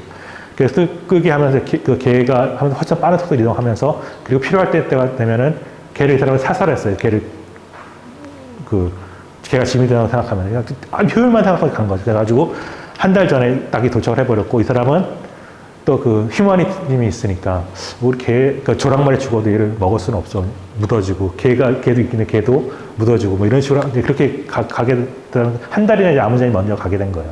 근데 이 당시 이제 이게 어떤 사건이었냐면은 당연히 영국에서 이제 미국에서 무슨 우리가 아폴로 몇 쏜다고 하는 이미 다 세계 언론이 다 이목이 집중돼 있잖아요. 근데 거기다 딴 데서 뭐 하는지도 모르고 있고 그런 상황이었는데 이제 그건 다 알려진 사실인데 문제는 당시 북극점을 정복하는 하나의 이슈였었는데 북극점을 이제 피어리라는 사람이 정복했다는 소문이 있었어요. 하다 보니 이 아문제라는 사람이 뭔가 나 세계 최초를 하고 싶은데 북극을 정복해버렸으니까 이 사람이 어떻게 남극을 도전하겠다 하면서 이제 첫째 비밀을 붙였어요. 그다음에 소문이 나면은 영국에서 하는 이런 것들이 방해를 받을 것 같아가지고 여기까지 갈 때까지 다 비밀을 붙이고 있다가 가장 효율적인 기회였다고 영국에 생각할 수 없는 상황에서 먼저 허를 찔러버린 거죠. 그래서 스캇이 나중에 여기 가가지고 딱 보니까 아문제는 남긴 편지를 읽게 됐어요. 그래가지고 북극점을 이제 발견했을 북산이 정말 북극점을 발견했는 도달했냐에 논쟁이 있었거든요. 하다 보니까 그 증거를 하게 해가지고 딱 남극점에다가 해가지고 이 편지를 이게 증거를 남긴 거죠. 내가 먼저 왔었다. 그러니까 이 스캇을 하나의 자기 증인으로 쓸 수 있도록 해버린 거죠. 딱 편지를 남겨가지고 고생 많으셨습니다. 그래서 이제 스캇을 딱 보면 얼마나 맥이 빠르게 가 보니까 이제 어느 정도 소문을 알고 있었는데 문제는 간다는 걸 알고 있었는데 이 사람이 정말 가는지는 모르는 상태에 딱 가보니까 진짜 천신만고에 사람이 걸어가지고 썰매를 끌고 딱 가보니까 편지가 있으니까 완전히 맥이 빠진 거죠. 맥이 빠져가지고 돌아오다가 이제 그 귀하로부터 죽게 됐는데 여기 그 사람이 죽은 위치들이 다 써져 있죠. 갈 때마다 가는데 오는 길에 서 한 사람이 죽고 가가지고 스캇이 여기 많이 죽는지 사실 여기까지 오면 그러니까 한 80km밖에 안 떨어진 거래서 이제 죽는 사람 죽기 전날까지 읽길 썼더라고요. 매일매일 지금 책이 번역된 게 있는데 그 사람이 굉장히 대단한 사람이 이 어려운 상황에서도 매일매일 일기를 쓰고 정도를 지키고 이제 늘 갔던 거죠. 근데 그걸 이제 어떻게 해석하냐에 이제 논란이 있어요. 거기다 이제 처음에는 사람이 죽고 했었으니까 또 영웅적인 행위였었잖아요. 그러니까 에드워드 또 아문젠 얘는 편법을 쓴 거다. 이거를 남극 그냥 가는 게 무슨 의미가 있느냐. 그래서 그때 영국에 어떤 게 나왔냐면은 아문젠이 개 썰매를 끌고 갔다고 했잖아요. 그러니까 개가 남극을 정복한 거다거나 사람이 걸어가야지 진짜 정복을 한 거지. 그래서 아문젠이 폄하한 거. 이건 너 개를 타고 갔으니까 개 썰매를 하고 왔으니까 그런지 한지 아문젠도 많은 무시를 당해서 그래가지고 이게 스캇이 정말 그 사람은 숭고한 과학 정신과 탐험 정신의 표상이다. 근데 그게 오래 가지 않았는데 좀 생각하니까 이건 바보다. 사람 목숨이 제일 중요하지. 그걸 죽으만큼 그렇게 한 사람이 그건 멍청한 거다. 이런 해가지고 스캇의 폄하가 엄청 심해졌어요. 그래가지고 시대적 인식이 변하는데 아문제는 효율적으로 하는 게 중요하고 그것도 그때 북악대에 세크탄이라는 사람이 세크탄이었다. 이제 스캇 같은 경우는 갔다가 굉장히 어렵고 이제 또 어느 순간 돌아오고 뭔가 포기했으면은 사람은 죽지 않았겠죠. 죽지 않고 살아 돌아올 수가 있었는데 스캇 같은 경우는 그걸 못했기 때문에 했는데 이 세크탄이라는 어떤 사람이었냐면은 두 번째 갔을 때 이제 이 사람이 거의 처음으로 여기 세크탄이 남극 도착하는 지역이 쓰여져 있는데 여기까지 처음으로 갔더니 이 사람이 80도까지 갔으니까 극짐에 가장 처음에 접근한 사람이 이 사람 이게 굉장히 충격을 준 사람들한테 이 사람이 세크탄 사람이 여기 갔으니까 좀만 더 가면 되는데 이 스캇이 초조했던 거죠. 이 세크탄은 이렇게 내도 원래 내 부하였는데 얘가 뭐냐면 큰일이다 해가지고 계속 가게 된 건데 이 사람의 특징이 뭐냐면 여기서 좀만 무리라도 갈 수 있었어요. 여기 이 사람이 80도 갔을 때. 근데 이 사람은 포기를 했어요. 여기서 사람이 목숨이 더 중요하다. 포기할 때 포기해야 된다. 돌아온 거죠. 이 사람은. 이때부터 이제 뭔가 이 사람의 특징이 나타나는 거죠. 포기할 건 포기해야 된다. 목숨을 바쳐가면서 살 이유가 뭐가 있냐, 이제 그런 걸 해서 이 사람은 80도까지 갔다가 하고, 이제 그 이후로 이제 이런 사건이 일어났죠. 그래가지고 근데 이제 남극적인 정복이 돼버렸으니까, 이제 이 세클턴이라는 이제 인생의 어떤 이 사람도 그 정복하는 목적이었는데, 하나 그걸 잊어버린 거잖아요. 남들 해버렸으니까. 이 사람이 어떤 계획을 세웠냐면은, 그렇다면은 이렇게 남극점을 가는 것만이 중요한 게 아니고, 남극대로 횡단을 한 거는 내가 최초로 할 수 있지 않겠느냐. 이 사람이 남극대로 횡단하겠다는 계획을 세운 거예요. 근데 이 당시까지만 해도 영국이 제국이었기 때문에 그 제국 탐사팀 끌어가지고, 야, 그러면은 우리 영국 제국에서 이제 아문제한테 이걸 넘겼지만 그런 배경도 있었던 거죠. 횡단은 대영적으로 해야 된다. 해가지고 테크니컬 서포트를 받았던 거예요. 그런데 어쨌든 스카이스 아문제에서 남점 가 이런 경로로 갔는데, 이 사람은 여기서 거의 지구 반대편에 횡단은 세클턴이 저쪽 끝에 저쪽에서 와서 일로 나오는 걸 계획하고 있었거든요. 그러니까 세클턴 출발한 이쪽 어디겠죠, 훨씬 더. 일로 나오는 거였으니까 거기에 해당되는 곳이 여기인데, 그 사람 가다가 이렇게 들어갔어요. 그러니까 남극 이렇게 상륙도 못하고, 어쨌든 이거는 이 사람들의 경로는 갔던 건데, 이렇게 들어갔는데 사람들이 이제 세클턴을 많이 기억을 하고 있죠. 그 이유가 이제 재밌는 거죠. 아무 달성, 처음에 80도까지밖에 못 쓸 것 같아서 남극점도 못 갔어. 그럼 굉장히 그 사람의 현실적인 판단력은 인정받았지만, 대륙을 횡단한다고 했는데, 횡단은커녕 대륙에 내리지도 못하고 이렇게 갈짓자그럼 하다가 이렇게 돌아오게 됐으니까, 사실은 완전 실패자의 해상도로 봐야 되겠죠. 다시 한번 요약을 해드리면은, 세클턴은 여기서 내려서 이렇게 횡단해서 이 남극점을 지나서 이렇게 오려고 했습니다, 이 사람은. 근데 여기서 좌초하고 말았던 거죠. 좌초가 아니라 얼음에 갇힌 거죠. 남극대륙에 산 것은 이게 이런 모습인데, 여기를 사람이 걸어서 온다고 했었어요. 사실, 어떻게 이분의 입장에서는 제가 볼 때, 거기서 같이, 여기를 해가지고 여기서 죽었을 수 있을 것 같다는 생각이 들더라고요. 이런 데를 건너와야 되는데. 이 당시에 이런 게 있는지 몰랐죠, 그 당시에는. 그러니까, 어쨌든 이렇게 복잡한, 워스턴 아래 지형은 더 복잡한, 여기 산맥도 있고, 여기도 산맥이 있고, 이제 남극 최고봉이 이제 1500m 정도 되거든요. 5000m 정도 되거든요. 그런 산도 여기 하나 있고 해가지고 이런 복잡한 지형이 있는데, 자세한 내용은 생략하도록 하겠습니다. 이 사람은 사우스 조지아 섬, 이제 영국령이죠. 포클랜드냐, 그런 가까운 지역, 영국에서 이렇게 관련한 지역인데, 와서 이렇게 왔다가, 여기서 이제 여기서 상륙을 하려고 하다가, 여기 다 정리가 잘 되어 있는데, 처음에 배가 얼음에 갇혀가지고 도저히 안 되겠다. 근데 이 사람도 특징이 여기서도 우리 상륙을 해야 되는데 이렇게 하지는 않고, 이 사람은 포기할 때 포기하자. 이게 돌아 나왔어요. 그래서 나와가지고 이제 가는 길에 여기서 배가 파괴가 되고, 여기서 완전히 배가 침몰을 하게 되는 거죠. 근데 여기서도 이제 어떻게 보면은, 제가 세클턴이 쓴 글도 이제 많이 반영될 때가 이제 제가 다 읽어본 거 아니라 가끔 이제 책들을 읽어보는데, 이제 그것도 저 개인적으로도 도움이 되기도 하고 해서, 그것들을 보면은 이 사람들이 이제 남긴 말들을 보면 이 그냥 어려운 상황에 그냥 침착했었고, 저는 감정의 동요가 없는 사람 같이 보였었다. 그리고 많은 취사 선택을 해야 되잖아요. 여기서 이 대륙을 건너려고 해서 얼마나 많은 물자가 있었어요. 온갖 것들이 다 있는데, 배가 여기서 침몰해서 이제 와서 이제 여기서 배는 버리고, 여기 빙원이다 보니 이제 걸어가지고 이제 오게 되고, 또 여기서 바다를 만들니까 보트는 또 가져야 되잖아요. 보트를 가지고 이제 와야 되는데, 뭐를 남기고 뭘 실을 것이냐에 대한 판단을 늘 내렸던 거죠. 버릴 건 버리고, 우리가 생존에서 최소한의 것만 가져가자. 그래서 여기서 이제 많은 걸 포기하면서 이제 보트를 끌고 이렇게 와서 여기까지 온 다음에, 여기가 완전 바다가 됐으니까, 여기서 여기는 이제 엘리펀트라는 섬이 있거든요. 좀 말씀드린, 여기에 보면 이제 그러니까 킹조지 섬, 세종 기지 말씀드렸어요. 세종 기지가 여기 있어요. 세종기 여기 있고, 세클턴이 여기서 배가 침몰한 다음에 걸어서 상륙한 섬이 이 엘리펀트 섬입니다. 그러니까 사실 이게 멀지 않죠. 여기서 세종기지에 있는데, 세종기지에 있다 보면 이 섬으로도 가는 탐사를 가는 경우가 있어요. 이 엘리펀트 섬이 굉장히 황량하고 이런 섬인데, 섬을 계속 빙하위를 걷다가 엘리펀트 섬에서 이제 사람들이 이제 하고, 여기서 이제 보면 거의 1000km, 이 사우스 조지아로 출발한 점입니다. 그러니까 1000km 떨어져 있는 건데, 여기를 그다음에 선발대를 3명을 데리고 가서 고지대를 이끌고 와서, 모든 사람을 구조해가지고 약 2년 동안의 기간 동안 여기서 이제 사실 뭐 2년, 사실 말이 뭐 2년 동안 이렇게 와서 배가 좌초되고, 배 침몰하고 걸어가지고 있으면서 뭐 먹을 게 있었겠어요.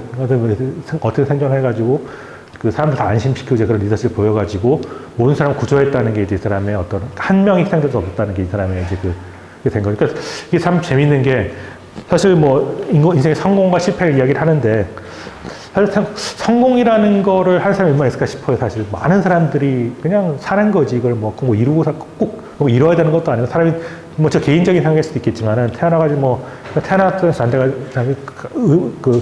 태어났다는 것 자체가 그냥 살아야 되는 거 꼭 그걸 뭐 부정하는 사람도 있겠지만 뭐 살아야 된다는 것 자체가 하나 그런 것 같고 꼭 목적을 달성하거나 이런 게 없었더라도 그런 생존과 이런 게 중요한 거고 그 삶이 더 중요한 건데 이 사람이 그런 거를 잘 보였던 사실 이 사람은 달성한 하나도 없긴 하지만 결국은 뭐 남극점을 정복하는 것 자체도 결국은 뭐 인간의 어떤 뭐 그런 거 하기 위해 하는 건데 근데 인간이 그걸 부정해 가면서까지 그걸 해야 될 이유가 있느냐. 그러니까 결국 이제 사실 기업가들이 이걸 좀 주목했던 이유가 사실 뭐 저는 뭐 그런 회사에 다녀본 적은 연구만 했기 때문에 그건 잘 모르긴 하지만 결국은 리스크가 늘 있게 돼 있고 성공하는 실패할 가능성이 더 많은데 결국은 성공하는 것보다는 위험 상황에서 살아남는 게 더 중요하다. 그렇게 해서 살아남아야지 뭔가 한번 성공할 수 있는 확률을 잡을 수 있는 거잖아요. 그러니까 그런 차원에서 사람이 굉장히 주목을 받았던 것 같아요. 더 뭔가 더 심오한 게 있는 거죠. 이게 남극이라는 곳 자체가 결국 굉장히 많은 스토리를 갖고 있는데 이게 대충 여기 종료가 되는 게 1916년이라고 돼 있잖아요. 이 당시 이 시대가 어떤 시대인지 아시겠지? 1914년 하면 이제 기억나는 어떤 일이 있을 것 같아요? 1914년도에. 1차 대전 발발했던 해예요. 이때 9월에 1차 대전이 발발했으면 전시였던 거죠. 그 당시 영국의 수장이 처칠이었고, 어쩌면 이건 제국의 어떤 그런 거였으니까 국가의 지원이 필요했던 건데, 근데 세크턴이 이 사람이 12월에 출발했잖아요.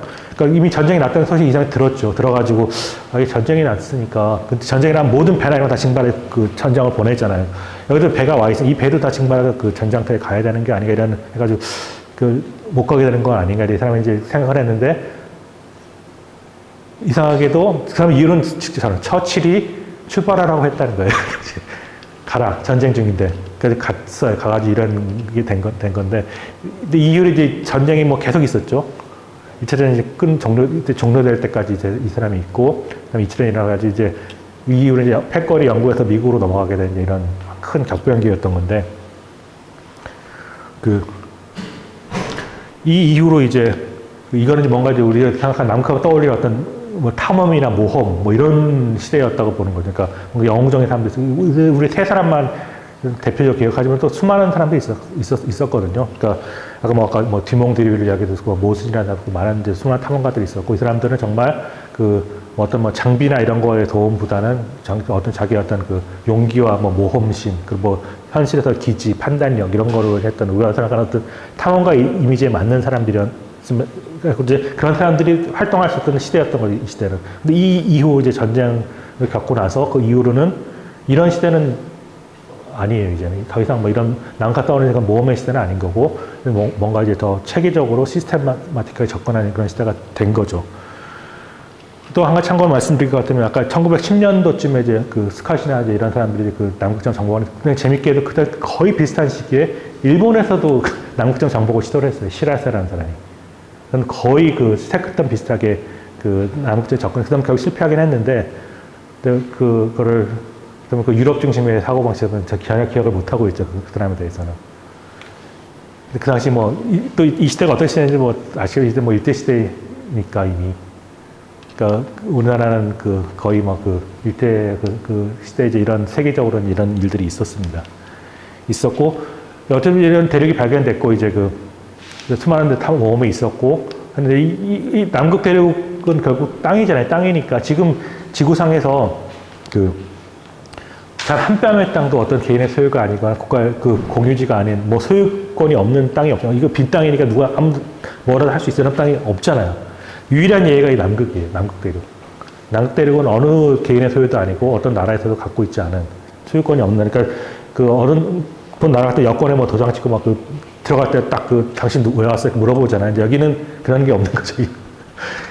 그러니까 그런 어떤 현재 그런 상태인데 왜 그렇게 됐을까 사실을 재밌는 일이죠, 그것도.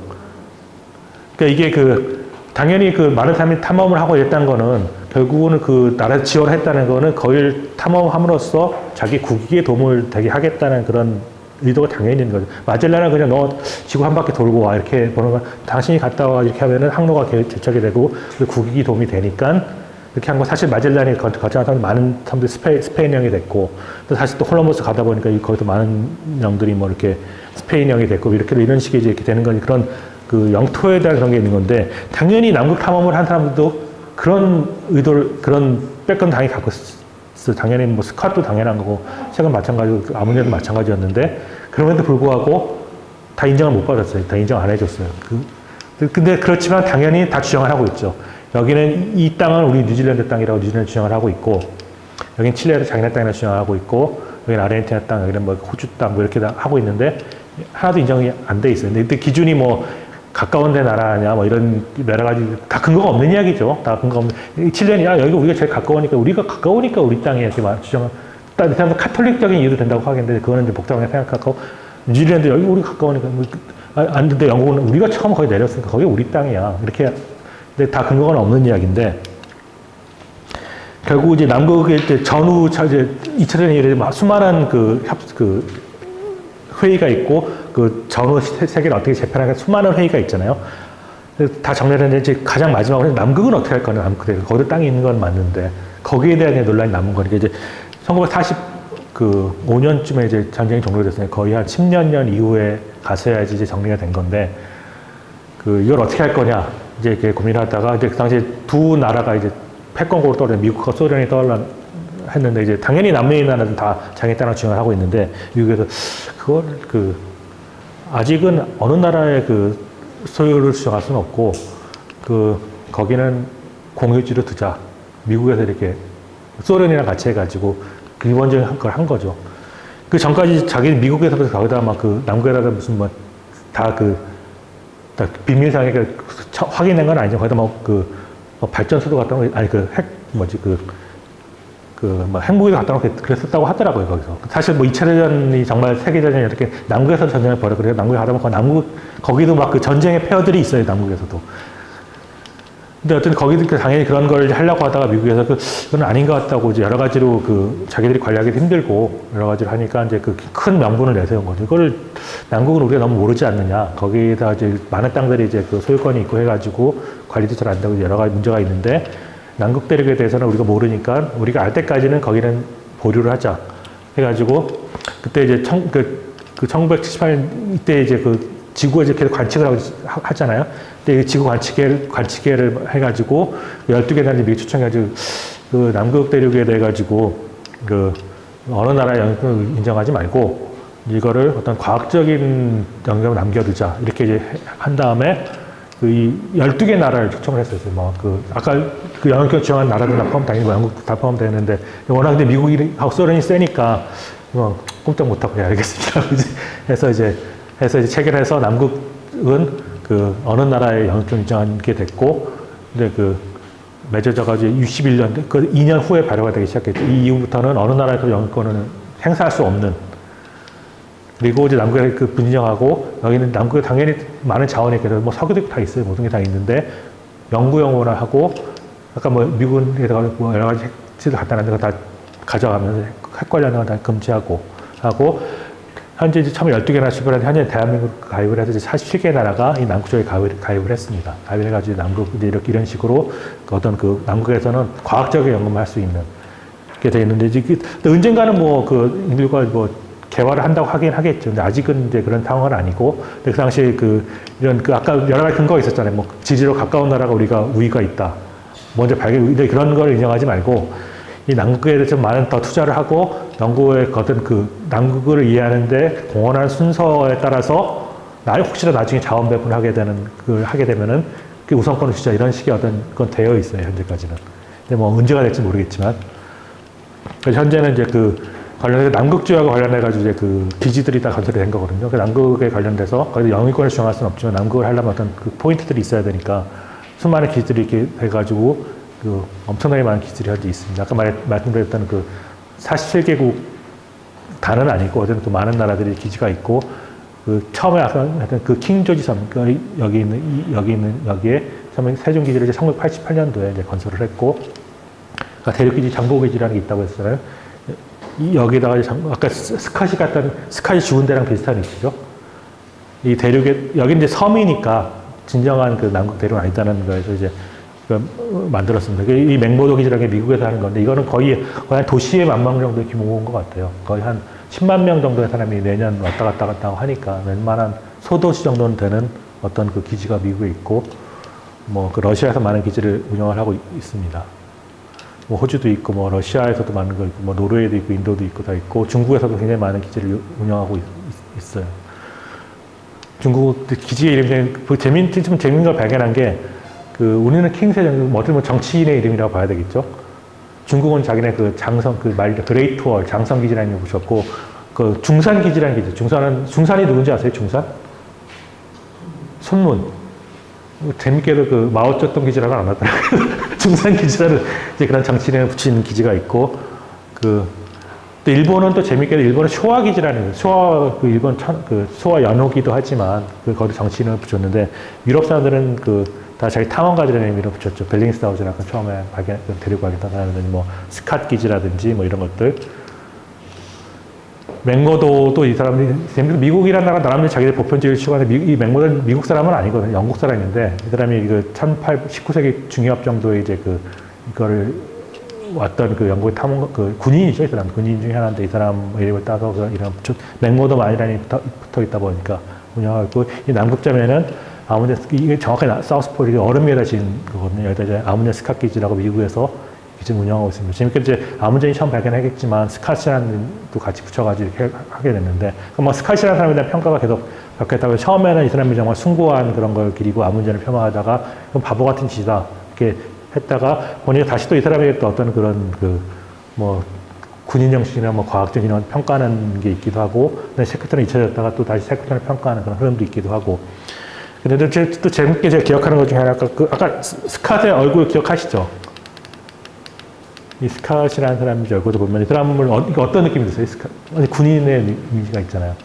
근데 이 사람에 대해서도 아까 츠바이크라는 사람이 아까 아메리고 하여튼 이 사람에 대해서 사람들 평전을 짧은 글을 남겼는데 이 사람을 아주 폄하했는데 그 이유가 이 사람의 사진을 보니까 이제 이 강력하게 다음에 입술에 눈매 이런 걸 봤을 때 정말 강인한 의지를 가진 사람의 인상에서 떠오른다.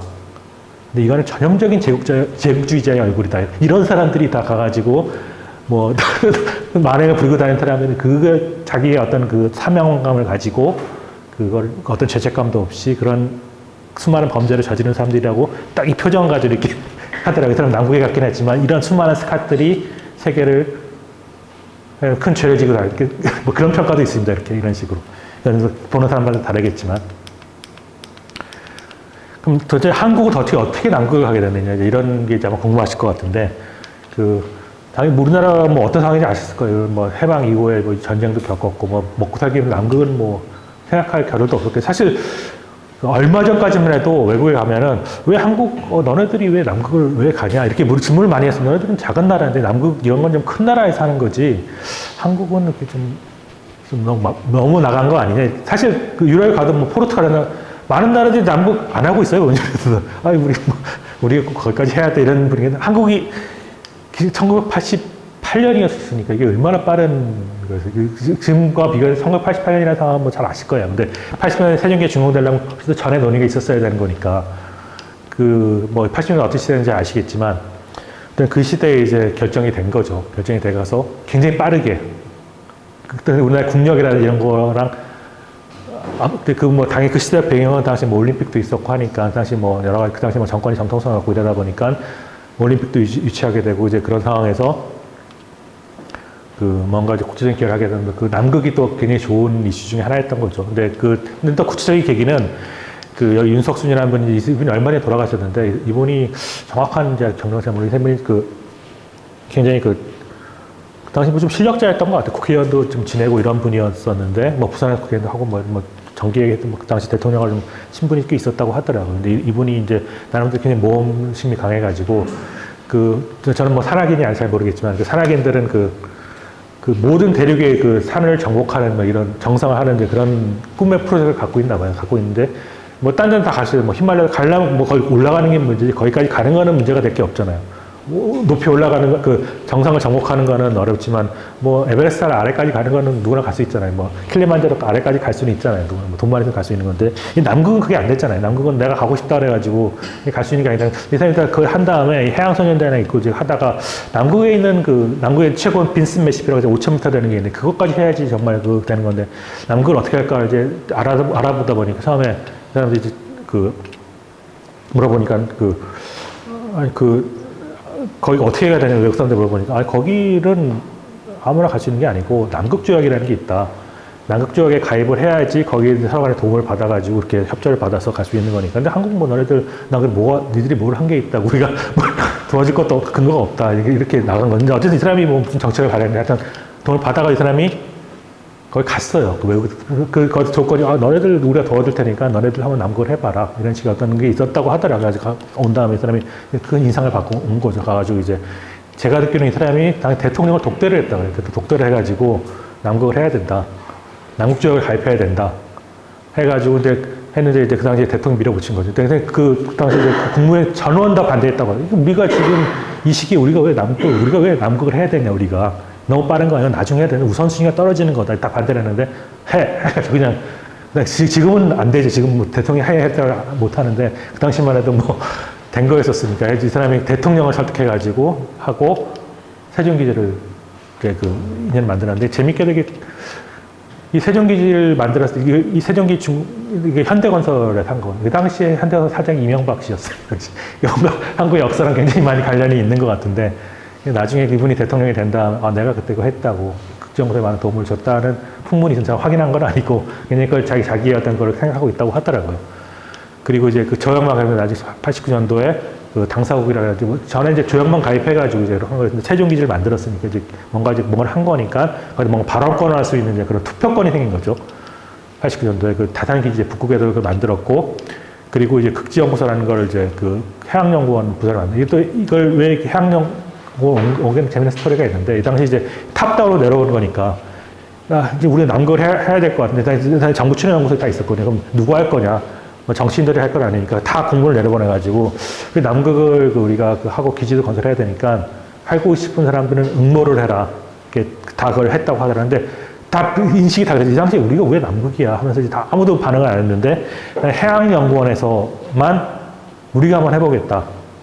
그 당시에 해양연구원이 좀 약간 신생기가 아니라 더 오래된 사실 이건 자원연구 지질연구소 이런 데서 또 적임자긴 한데 거기서는 우리 한국 하는 것도 바쁘고 한데 남극 우리는 하는데 그러니까 해양연구원에서 거기 답을 한 거예요. 답을 해가지고 그러면 뭐 하겠다는 사람한테 조언을 줘야지 하면서 이제 해양연구원에다 이제 어떤 극지연구본부라는 걸 만들어가지고 이제 돈을 주고 해서 거기다 탐사할 남극조약에 해당되는 어떤 연구 활동 수행할 수 있도록 해가지고 이제 계속 그 극지 분야가 이제 그 해양연구를 한 개 부서다가 2003년도에 하나의 완전 독립은 아니지만 부설 연구기관으로서 이제 독립을 해서 만들어졌고, 그때 이제 이후에 이제 많은 정부 기관들 이제 정부 출연 기관들 지방 이전의 문제가 있었잖아요. 이 당시만 해도 해양연구원이 안산에 있었는데, 얘는 이 해양연구원은 이제 부산으로 이전 대상이 됐어요. 이전 대상이 됐는데, 극지연구소는 또 우연히 인천으로 이제 뭔가 이제 분소를 만나 나와 있어가지고, 그 정도 빠져가지고 인천에 남게 됐습니다. 극지연구소는. 됐고, 그리고 아까 제가 계속 말씀드린 제대로 안 드린 것 같은데, 기지 빼고, 사실 이게 더 그 이상으로 중요한 건데, 이제 쇠빙연구소를 만들어가지고, 남극하고 북극 탐사를 할 수 있는 그런 굉장히 중요한 인프라를 갖추게 됐죠. 이 관련해서 어떤 전재규 대원이 사망, 아마 그 이야기 아실 거예요. 그때 그 계기가 돼가지고 이제 만들어진 배였었고요. 1914년도에, 그러니까 1988년도에 처음 최종기지 만드는 1914년도에 장고기지가 준공이 됐고, 그리고 두 번째 세빙선을 만드는 게 작년에 확정이 됐습니다. 이제 우리나라가 어떻게 보면은 남극에 대해서 어느 나라보다도 빠지지 않는 큰 인프라 기지도 두 개를 운영하고 있고, 연구선도 이제 큰 연구선 두 개를 이제 운영하게 되기 때문에 처음에 이제 시작은 굉장히 우연하게 시작됐지만 그렇게 됐고, 이제 이 모습은 제가 찍은 사진인데, 이게 제가 남극을 세종기를 처음 간 게 이게 세종기지 모습이에요. 2006년도 이제 처음 갔었는데, 일단 이제, 그 당시 그, 우리나라 세빙선이 없던 시절이죠. 어제 배에서 이제 이걸 찍었는데, 이게 처음 1988년도에 만들었던 그 모습을 그대로 갖고 있는 마지막 모습이에요, 이게. 뭐 당연히 건물이 노후하고 그러니까 남부에 있는 건물들이 뭐 잘 유지할 리가 없죠. 굉장히 잘 지어가지고, 굉장히 이때 분위기를 굉장히 좋아하는데, 이따가 이제, 그 이후로 이제 새롭게 이제 건물이 너무 노후하다고 이랬으니까, 그 새로 개조를 하자고 해서 현재는 이런 모습입니다. 이런 모습. 이거 다 오래된 것들은 다 어떤 뭐 박물관 이런 걸 바꾸고, 이런 좀 뭔가 현대식 건물이 들어왔고, 이렇게 좀 많이 바뀌었습니다. 제가 처음에 남극 갔을 때, 펭귄 보러 갔을 때, 이거 벌써 몇 년 전이고, 2006년도니까 뭐. 근데 처음으로 빙벽 접근하지 갔던 그런 모습들. 이건 장보고기지. 이게 아까 말씀한 아라오노가 이겁니다. 아라오노가 이거고, 이 장보고기지는 이런 모습. 뭔가 좀 더, 우주선 같은 그런 모습이죠. 그래서 이게 이런 배와 이거 갖추고 있는 이제 굉장히 강국이 됐고, 이것도 제가 남극 탐사하면서 찍은 사진입니다. 아까 스캇이 죽었던 그 위치가 비슷한 위치인 것 같아요. 거기가 해역에 해당되고, 장보기지 이쪽에 있어요. 이쪽에 있고, 장보기에 접근하면서 이게 여기 산인데 이게 멜버른이라는 화산인데, 이제 그 배에서 아라오노에서 이제 바람을 찍었던, 이게 다 바다인데 바닥에 얼어 있는 거예요. 이제 아라오노가 세명선이니까 세명선, 여기 장보기지 보이죠? 제가 이제 위에서 찍은 사진인데, 게임에도 들어가서 장보기지에 들어가는 이런 모습. 제가 이제 3월 달인가 가는데, 겨울이 시작되는 게 바닷물이 이렇게 여기 시작하더라고요. 바닷물이. 이런 식으로 좀 이렇게. 할 때는 이제 기지 바닥까지 부두가 없으니까 최대한 접근한 다음에 빙하를 걸어가지고 이제 기지로 가는 모습들. 이거는 이제 제가 2013년도인가 이제 갔을 때인데, 이게 미국 맥모도 기지 근처에 있는 어떤 비행장이 있거든요. 비행장에서 한 건데, 이리 쭉 가면 남극장이 나온다고 해요. 이렇게 남극장이. 이렇게 다 연결되어 있다고 하더라고요. 이제 남극에서 비행기 타러 가는, 남극에서 비행기가 왔다 갔다 합니다. 빙하에다 이제 활주로를 만들어가지고, 사실 처음 비행기 타게 되면, 이게 얼음 위에 비행기가 내리니까 위에 뭐 스키 같은 게 되는 게 아니고, 그런 게 아니면 똑같은 고무바퀴더라고요. 근데 그 당시 얼음을 이제 잘 연마를 해가지고 미끄러지지 않도록 이제 얼음 위에다가 이제 만든 거고, 그래도 스튜어디스도 있고 다 똑같은 비행기 같이 되어 있습니다. 그리고 이제 나오면서 비행기에서 찍은 남극 대륙의 모습. 이와 같이 이제 엄청난 얼음을 덮여 있는 남극 대륙인데, 현재 시간이 어떻게 되나요? 끝날 때 된 거죠, 이제? 예. 여기까지. 제가 사실 더 준비한 게 있는데, 제가 이제 아까 외국 사람들만 한 게 아니라 이제 한국에서 뭘 했냐를 이제 사실 한국에서 수많은 연구를 하고 있고요. 제가 말씀드리겠지만 남극의 얼어붙었는가 이런 거라든지, 남극에 잘 주목하지 않는 게, 남극 굉장히 고립된 얼음 덮여있는 섬이지만 사실 이 빨간 게 이거 화산들이거든요. 화산으로 둘러싸여 있는 그런 거. 이제 남극 대륙은 이 바다 아래 지각이 계속 형성되고 있는 그런 거에 둘러싸여져 있는 뜨거운 화산에 둘러싸여 있는 대륙이라는 게 좀 독특한 점이 있고요. 그리고 이 지역 같은 경우 이제 여기 장보기 지역이 있고, 이 해역이 굉장히 재밌는, 해저 지질이 이제 재밌는 지역인데, 여기가 아까 드레이크 해협이 가장 험하다고 했었는데, 여기가 제가 제 느낌에는 여기가 더 험한 것 같아요. 더 험한 해역이었는데, 최초로 이제 어느 나라도 탐사하지 못했던 지역인데, 아라오노가 있어가지고 세계 최초로 이 지역을 탐사를 해서 이제 많은 결과들을 냈습니다. 처음에 탐사를 했던 사진들, 모습들, 바다에서 실어 채취하는 모습들. 처음에 지형도 만들면서 이제 아래에서 열수부 출구 같은 거 이제 바다에서 화산 지역이니까 끌어오르는 그런 것들을 추적하는 과정에서 계속 지형도를 이렇게 만들고 나서 재밌게 생겼죠. 그래서 이제 온도, 계속 CTD라는 장비, 그러니까 수온하고 염분하고 뭐 탁도 이런 걸 재는 그런 장비를 내려가지고 온도의 변화를 이제 계속 추적해가지고 결국 발견한 거. 그리고 이제 처음으로 여기 지형도가 없었는데 처음으로 만들던 지형도의 모습들. 이것도 마찬가지인데, 이것도 마찬가지고, 이게 해저면, 바다, 이게 재밌는 포인트를 좀 말씀드리고 싶은 거는, 우리 육지하면 저는 감이 있죠. 산이 있고, 강이 있고, 이런 게 있는 건데, 바다는 다 대부분, 바다 아래 지각은 대부분 이렇게 생겼어요. 이렇게. 슬레이트 지구까지, 이런 식으로. 재밌는 게, 여기 해당되는 이 지역에서 뭔가 새로운 마그마 부치로 나오면서 계속 이동을 하면서 이렇게 만들어지거든요. 그러니까 그 바다 아래 지각은 우리 대륙은 되게 오래된 것들이 많잖아요. 여기 다 젊은 그 암석들 구성되어 있는데 바다는 그냥 역동적인 시스템이라는 거죠. 대륙에 비해서. 근데 거기 그 중심 중에 하나가 여긴 거고 이 지역을 이제 처음으로 탐사했던 겁니다. 아라운을 타고. 여기서 이제 재밌는 발견을 한 것이 그 이 돌이 이게 돌인데 이 돌 위에 그 기후 변화, 그 빙하기 간빙기의 어떤 그 기록들이 돌 위에 새겨져 있다는 증거 같은 것도 발견을 했고 그 여수 생명체도 이제 발견을 했고 그 개나 이런 거 다 이건 뭐 다 아론을 처음으로 발견한 생물들입니다. 근데 앞으로 더 이런 것도 발견하게 되는 그 연구들을 하고 있고요. 그리고 그 남극 대륙하고 이런 것들이 지나가게 되는 어떤 새로운 모델도 이제 제시를 해서 이런 것도 이제 결과를 낸 적이 있습니다. 그리고 또 좀 말씀드리고 싶었던 거는 우리 남극 아까 처음에 이제 고립됐다는 걸 말씀드렸었잖아요. 남극이 고립되지 않았을 때는 남극이 얼어붙지 않았어요. 그러니까 고립된 게 굉장히 중요한 조건이 되는 거죠. 처음에 이런 식물의 화석을 발견했으니까 아까 스캇이 계속 과학 연구를 했다고 이야기를 했는데 스캇이라는 사람이 이걸 이제 가져옴으로써 남극도 오라한 시대가 있었다는 이제 증거를 처음으로 이제 가져왔던 그런 공헌이 있는 거죠, 그 사람이. 근데 그 남극이 얼어붙게 된 거는 이게 다 분리가 되면서 주변에 이제 그 해수가 순환하면서 이제 원래 따뜻한 적도에는 물이 내려가지고 여기 좀 덮여줘야 되는데 이게 차단됨으로써 그 남극을 계속 눈이 와도 녹지 않는 그런 상황에 대해서 현재 모습이 됐다. 그러니까 뭔가 이제 같이 다 붙어 있을 때는 같이 서로 간에 비슷한 환경을 유지하다가 떨어지거나 아니면 이제 얼어붙어 버린 거죠. 이런 거 같은 경우는 이제 뭐 이 부분 생각하겠습니다. 현재 뭐 남극하면 뭐 그 빙하가 녹는 거라든지 여러 가지 뭐 그 기후 변화 관련된 그런 것들을 많이 하는데 제가 말씀드렸었던 포인트는 이 그림을 보면은 이 파란 게 이산화탄소 함량이고 이제 그 온도 변화에 해당되는 건데 사실 이산화탄소 변화라고 지구의 온도 변화가 계속 같이 움직이는데 현재 이례적으로 이산화탄소가 증가했다는 거고 이 추세에 따르면 이게 더 지금 하고 있죠. 하고 있는데 굉장히 과학적인 근거가 있다는 이야기.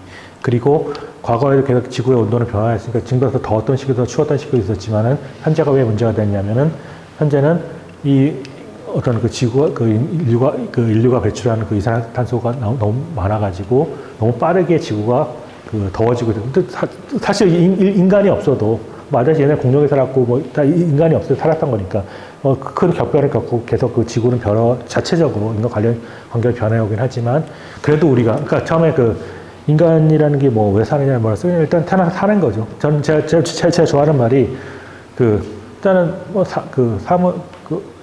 기본적으로는 일단은 사는 거, 생존하는 게 이제 중요하죠. 그렇지만 생존하는 것만 중요한 게 아니죠. 좀 더 잘 살고 싶은 게 사람의 꿈이잖아요. 그냥 밥만 먹으면 돼, 나는. 아무것도 안 해도 되고, 그냥 밥만 먹고 그냥 잘 꼽지 않아. 그렇게 살 수는 없잖아요. 그러니까 뭔가 더 재미있는 거, 의미 있는 걸 하고 싶고 하는, 좀 더 잘 살고 싶은 게 인간의 목적이잖아요. 근데 또 사람 거기 그치지 않죠. 잘 살게 되면은 더 잘 살고 싶은 게 있는 거잖아요. 그러니까 세 가지 모멘트가 있는 것 같아요. 생존하는 거고, 좀 더 잘 살고 싶고, 더 잘 살고 싶고, 이렇게 그런 모티브가 있는 건데, 과연 이거를 부정을 해야 되느냐. 그것까지는 잘 모르겠어요. 개인적으로는 인간 수명을 더 잘 살기 위해서 노력하는 거는 그게 맞다고 보고, 그러니까 사실 재밌게 연배들이 좀 오래 되셔가지고 저보다 젊은 층에서는 어벤져스 같은 영화 어벤져스 보신 적 있어요? 보신 분 있어요? 어벤져스. 예. 거기 보면 타노스라는 강력한 빌런이 나오잖아요. 그 사람이 인류의 절반을 없애야 된다 이야기 하잖아요.